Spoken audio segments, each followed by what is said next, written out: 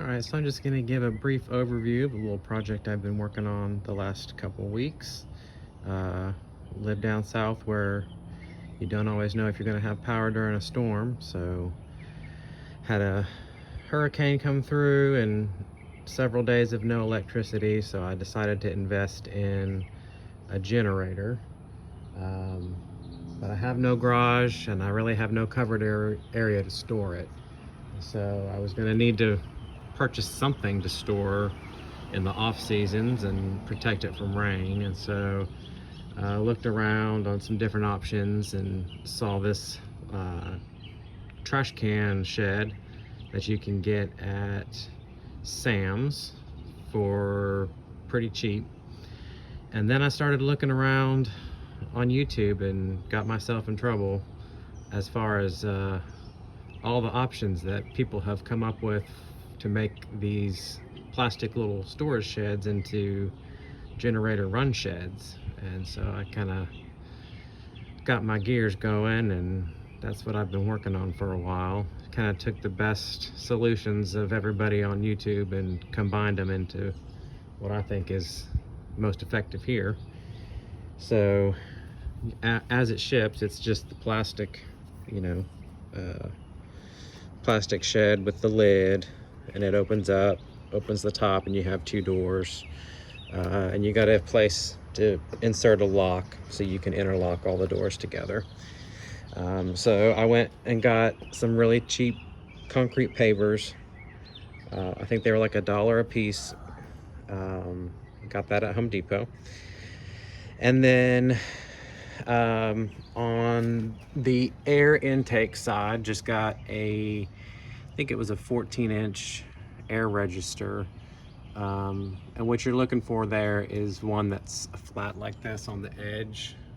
You don't want one that opens like a furnace filter type style. So I cut out the plastic area for that with a jigsaw, and then screwed that grill directly into the sidewall there. I did adhere a metal mesh screen to the back of the air intake beforehand. I used construction glue to adhere that, and so I'm sure you can't see it, but maybe a little bit. So it is protected somewhat from critters coming in and out. And then a waterproof when run outlet box cover, and it comes in several different varieties. It lets you this one lets you mount sideways, or like I have it here, it comes with all kinds of different openings on the back plate, but most importantly, it's got a gasket so water won't get behind it. You can padlock if you had an outlet in there that you installed, which I didn't do that yet, but you could padlock that if you wanted to.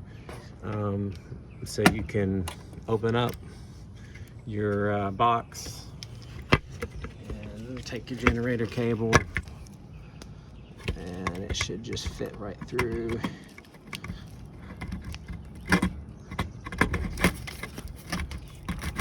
Just like that. And you pull the bottom tab out, and then you can close it back, and it locks in place. And now you're protected from water ingress.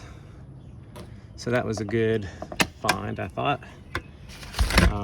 I cut just the hole in this plastic to get the connector through, and then covered it with some Gorilla Tape to protect against tearing on the cable insulation, and then just screw directly into the sidewall.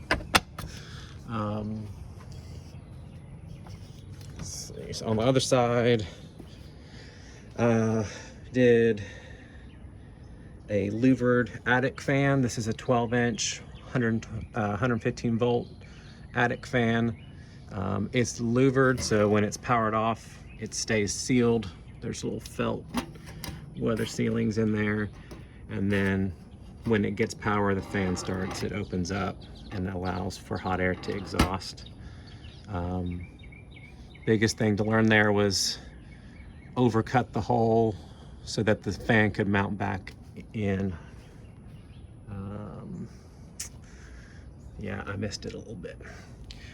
And then for the exhaust situation, there's all kinds of different ways you can do it. This is the one that I came up with based on my research. I thought it would be the best option. This is a metallic wall exhaust. They're kind of hard to find because everything's plastic, but you want it to be metallic. It's a 4-inch opening as far as the path that goes through the wall. And then I just went behind it with some motorcycle muffler tape, just as an extra heat protectant against the plastic because it gets really hot. And then also the hole that I cut in the plastic here for this area and for the fan too is fire rated foam. So all of the cavity below, above, and beside, and then anything touching the sidewall here is fire rated fire stop foam. So, which is very inexpensive. It operates just like spray foam. It just is non-combustible. And then I went and used that same metal screen, glued it, and then just added some magnets to help keep it in place. And then another important thing there is these come with these drops that are supposed to keep it sealed,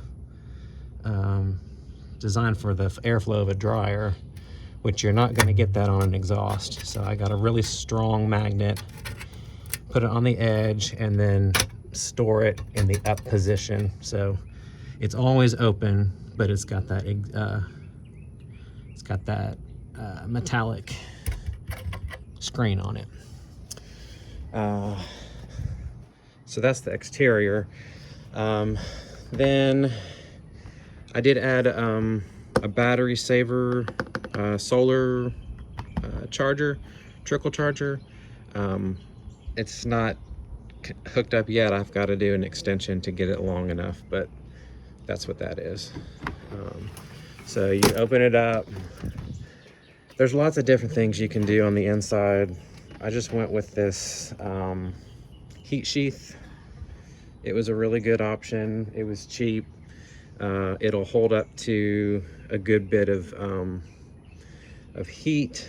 I think it's like 300 degrees or something like that. And it's a 1-inch foam core with the sheath on both sides. So it provides heat protection to the plastic, but it also is sound dampening to some extent when you have everything closed. So those are on the doors, and then on the side wall, the back wall, and then on the roof as well. Only thing I'm concerned about here is I might have to go back and add some gaskets to the top. Those are just hex bolts, 1/4-inch hex bolts, 3 inches long. To get through, you have to get through the outer wall, the inner cavity, the inner wall, and then 1 inch of insulation, and then a washer. So that's why that's 3 inches. That's not so. But there's your cold air intake. Important that that's down low so that the generator can pull in cool, fresh air. And then our hot exhaust air is up high because obviously heat rises. So we want to keep that circulation moving from lower to upper. And that's hopefully the best way to keep the engine cooled. This is that dryer duct I was talking about that's on the outside. It's got the fire foam inside the cavity. It's got the muffler tape around the exposed foam. Then I had extra muffler wrap, so I just wrapped outside of this anyway. I don't think it really needed it.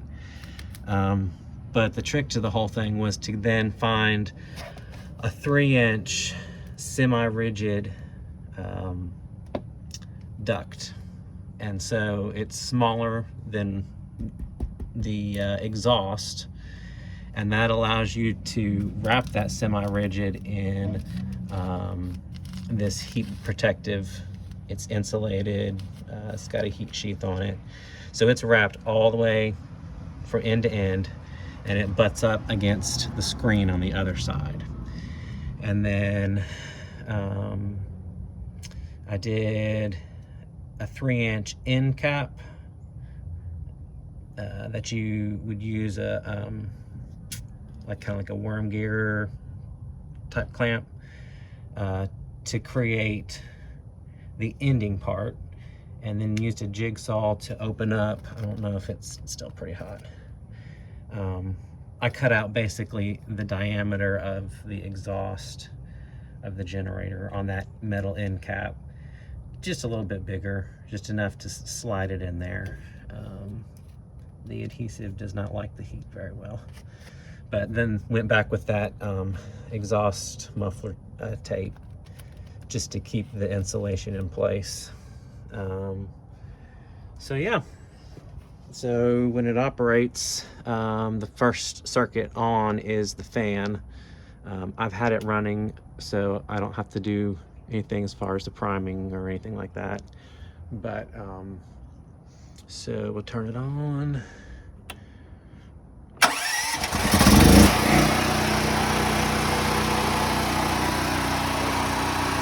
Fan comes on.